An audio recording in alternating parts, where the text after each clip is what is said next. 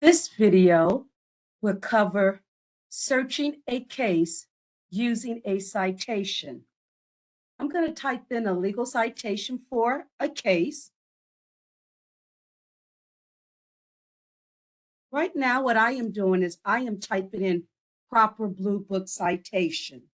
However, it is not necessary to type in proper Blue Book citation. Just so you know, a legal citation for a case consists of 3 parts, and you need all 3 parts. The first part, which is the number, that represents the volume.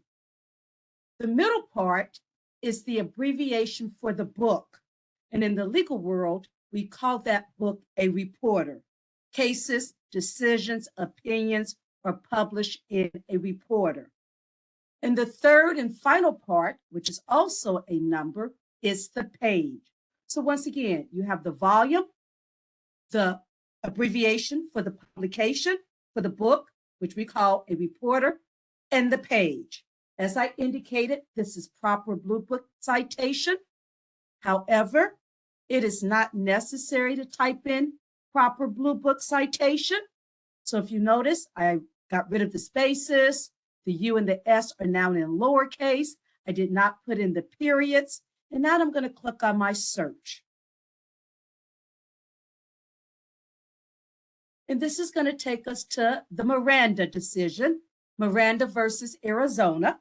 And I just want to take this opportunity to point out some great enhancements that you will have on your cases. The first enhancement that I want to point out that's very helpful, you may see a case summary.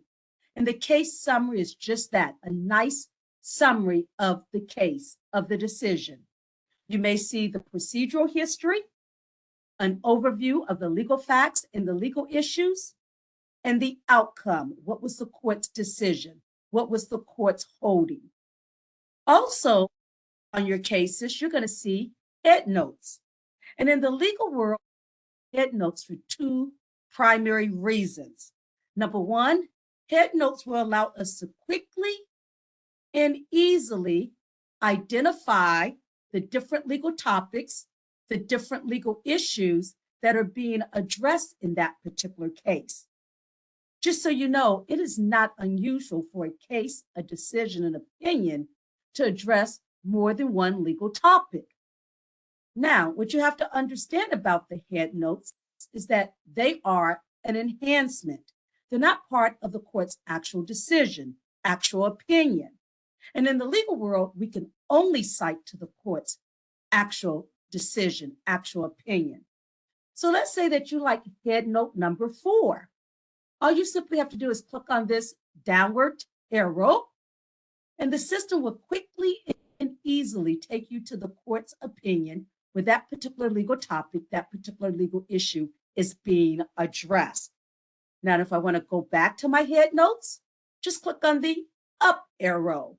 So that allows you to toddle back and forth between the headnotes and the court's actual decision, actual opinion.